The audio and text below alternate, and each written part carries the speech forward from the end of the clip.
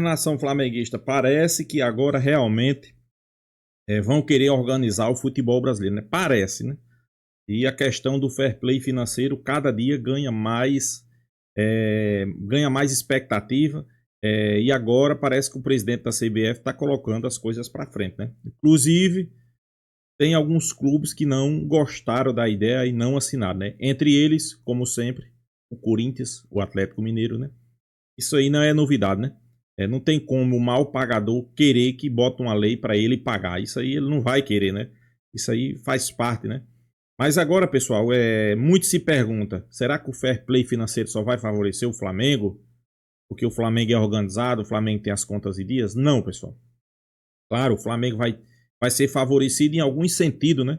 Mas o fair play financeiro chega para organizar aqueles clubes falidos. Eles vão ter dificuldade até se organizar? Vão. O Flamengo, a tendência é dominar o cenário. Eu não digo dominar, mas eu digo o Flamengo pode se sair melhor do que os outros, né? Ele tem suas contas em dia, uma receita altíssima, né? Isso aí tá deixando muita gente preocupada, né? Muita gente mesmo, né? Mas eu acho que é necessário. O Corinthians e o Atlético Mineiro, parabéns aí a vocês que não querem o fair play financeiro, né? Vamos acompanhar o vídeo aí com o que os gaúchos estão pensando sobre esse assunto. Créditos do vídeo vai para o Debate Raiz, link na descrição. Final do vídeo, pessoal, deixa a minha opinião. Vamos acompanhar aí. Vamos falar sobre fair play financeiro. Uma ideia que a CBF quer implementar seria já para esta temporada de 2025, ou não, estou te perguntando isso, porque houve um embrião desta ideia em um evento feito pelo presidente do Fluminense, o Mário Bittencourt, junto com o presidente do Inter, Alessandro Barcelos, presidente do Flamengo, o BAP, de criar algumas punições já para este Campeonato Brasileiro, para clubes que não atingirem, não cumprirem certas normas do fair play financeiro, e o novo presidente da CBF está com alguma ideia em relação a isso, né? Cara, na verdade, o que acontece, né? O fair play financeiro do futebol brasileiro, eu acho que, primeiro, que ele tá atrasado, né? Tá atrasado. Ele deveria ter vindo o mais rápido possível e agora parece que vai acontecer. O que a gente tá falando? A gente tá falando da adesão de 16 clubes da Série A, tá? Pelo fair play financeiro. O que acontece? Dos 28 clubes e 8 federações que estão integrando esse grupo de trabalho com a CBF, eles vão se reunir, né, depois do Mundial de Clubes, e depois de 90 dias eles querem entregar uma proposta final do fair play financeiro do futebol brasileiro. São eles os clubes que estão, né, disponíveis aí nesse momento e que querem ajudar. Da Série A especialmente, tá? Grêmio Internacional, Atlético, Bahia, Botafogo, Bragantino, Cruzeiro, Flamengo, Fluminense, Fortaleza, Juventude, Palmeiras, Santos, Vasco, São Paulo e Sport, e o Santos. Lembrando que o Corinthians ficou completamente fora, tá? Eles querem enfrentar... Porque o Corinthians é o que menos cumpre o fair play financeiro de todos esses times ainda. Exato. Segundo o presidente Samir Chaude, eles querem enfrentar o problema de forma séria e tentar encontrar soluções. Segundo ele, é hora de chegar a um momento de responsabilidade financeira. Alguns pontos, e talvez alguns pontos que chamam bastante atenção, especialmente porque um deles é defendido pelo presidente do Internacional, o Alessandro Barcelos, tá? De que um clube que deva um jogador não possa usar este jogador que está devendo. Tá? Essa pauta foi levantada pelo próprio presidente Alessandro Barcelos. Dever no sentido de atrasar compromissos, né? Isso, Vamos lá. Peraí, só um pouquinho. Essa pauta foi levantada pelo presidente Barcelos. A pauta ele não quer usar o Thiago Maia, Bagé. Ele não quer usar o Thiago Maia, Bagé. Tem jogador que foi vendido pelo Inter que não tinha sido nem pago de quem o Inter comprou. Pô, presidente mas tá aí uma estratégia. Bagé, tu compra o centroavante lá, tá? Tu compra o centroavante lá. Aí o teu centroavante tá comprando... Não. Tu comprou o Gemerson. O Gemerson tá fazendo agada atrás de agada. Para de pagar. Não paga o Atlético Mineiro. E aí tu chega no treineiro e diz, pô, infelizmente o fair play financeiro nos proíbe de utilizar ele aí, tá? O presidente Barcelos é uma figura do futebol brasileiro, cara. Outro dia ele reclamava de arbitragem, mas ele não reclamava com as vezes que ele foi beneficiado. Cara, parabéns, presidente. O senhor tem personalidade. Mas tem outras só para diferenciar, todas, tá? Hoje, o Thiago Maia ele poderia ser escalado, tá? Porque o Inter, apesar de ainda dever ao Flamengo pelo Thiago Maia, não atrasou compromissos, não deve compromissos atrasados. Deve o parcelamento que tá aí pra frente, tem bastante ainda. Pagou tudo que tava atrasado? Era uma parcela que tava atrasada. Era uma de 800 mil que tava atrasada. Agora tem que cumprir as outras em dia. Não sei, final do ano. Não eram agora... mais? Não era mais. No final do ano passado não eram 3? Era uma ou duas. Era uma, no máximo duas. Não era mais do que 2. Mas agora tá em dia, né? Tá em dia porque tipo assim, em dia porque tem que pagar ainda pra frente. Não é que dever, dever é diferente de tu parcelar uma coisa, né? Quando tu parcela, tu não tá devendo, né? Tu tem ali pra pagar, né? Não, e se a parcela tá em dia... É isso, então é isso. Mas é isso, cara, atrasou a parcela, não pode escalar. Eu acho legal. Não, e detalhe, tá? Eu acho que a forma de cobrar é bem simples, né? Que eles tinham proposto, é tipo assim, ó, eu devo o Thiago Maia pro Tiger. E aí eu vou jogar contra o time do Bagé. Eu só mando um e-mail pro time o time do Bagé só manda um e-mail dizendo assim, ó, tá devendo, não pode usar. Tipo assim, é um negócio meio arcaico. E aí, o que teria que ser ajustado nisso, né Diogo? Seriam fórmulas de regular isso. Quem seria o responsável por determinar que o clube não pode escalar tal jogador e comunicar que o clube não pode escalar tal jogador e analisar casos que sejam dúbios? Aí vem uma outra solicitação. Vai ter que ter um controle do pagamento. Vai ter uma outra solicitação dos clubes, que é um empoderamento do CNRD, que é a Câmara Nacional de Resoluções Desportivas, que é um órgão da CBF, que ele é meio jogado assim, tá? Deve ter uma salinha toda empoeirada lá na sede milionária da CBF, e que os clubes estão dizendo, vamos botar uma grana aí, vamos investir aí, contratar auditores, contratar mais gente, vamos empoderar essa Câmara para que essa Câmara tenha um poder para poder definir essas questões. Aliás, tinha saído uma informação, o presidente da CBF é crossfiteiro, né?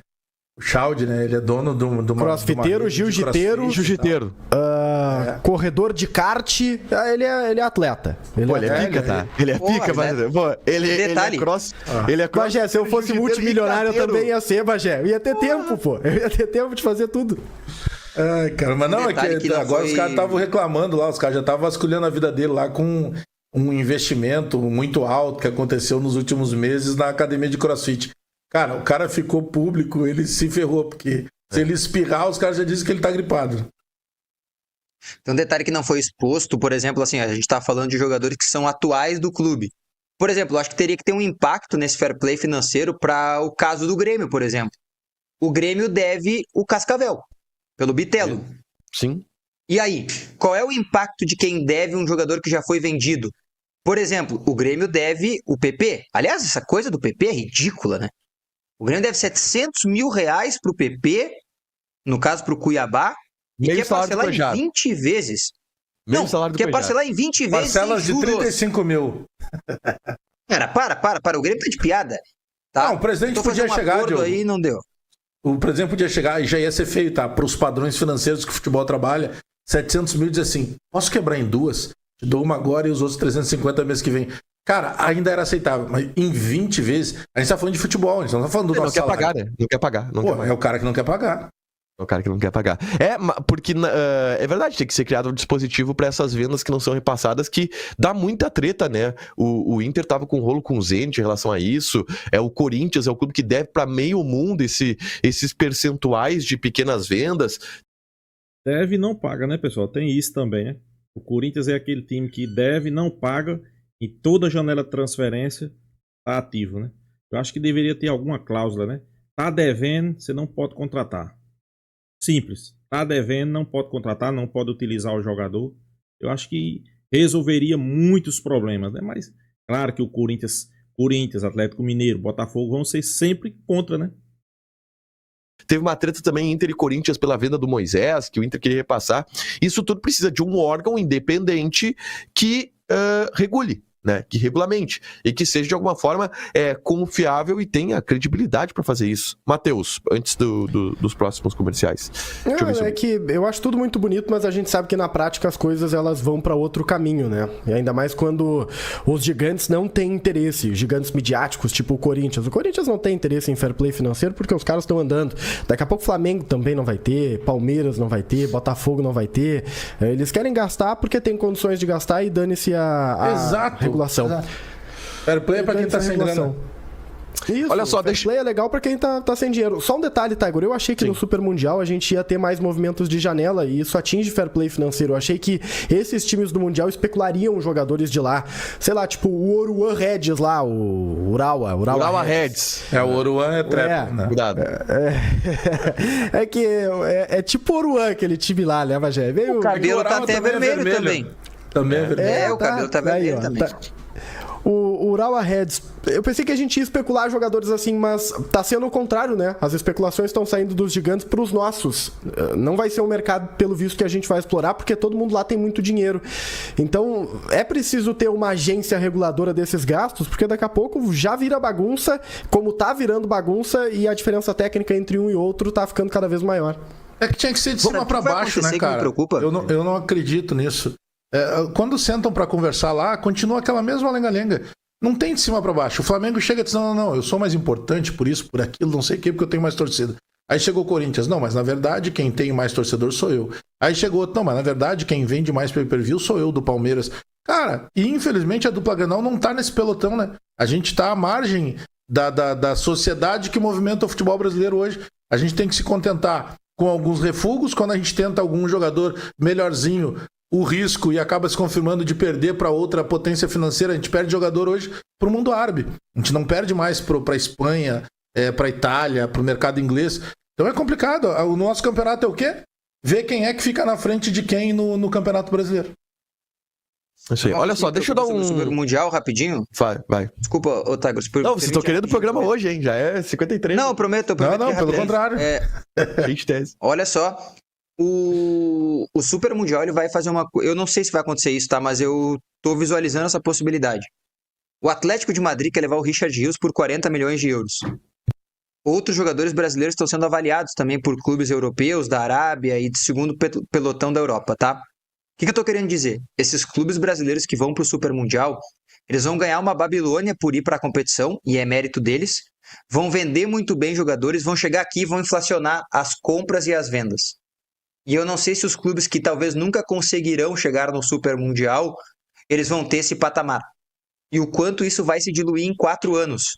É meio complexo, tá? Ontem, o Fluminense, do Renato, voltou para casa com 5 milhões de reais.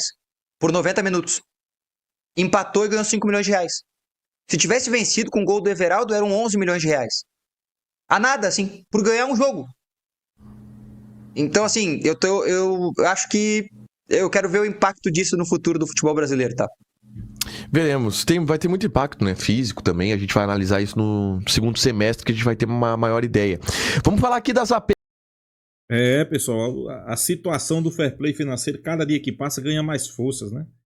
E não é novidade para ninguém que Atlético Mineiro, que Corinthians, que Botafogo. Esses clubes aí são tudo contra o fair play financeiro. Tem alguns motivos, né? Eles têm. Aí eu vejo muita gente dizer: não, mas o fair play financeiro, se vier, acaba o futebol brasileiro. Se o fair play financeiro vier, só vai favorecer o Flamengo. Não, pessoal, não é bem assim. Vai favorecer o Flamengo? Não é que vai favorecer o Flamengo. Não vai prejudicar o Flamengo. É diferente, né?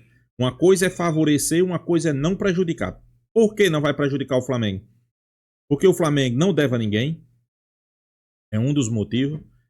O Flamengo tem compromissos a pagar? Tem. Paga seus compromissos em dias. O Flamengo tem dinheiro em caixa. O Flamengo é o clube que fatura mais.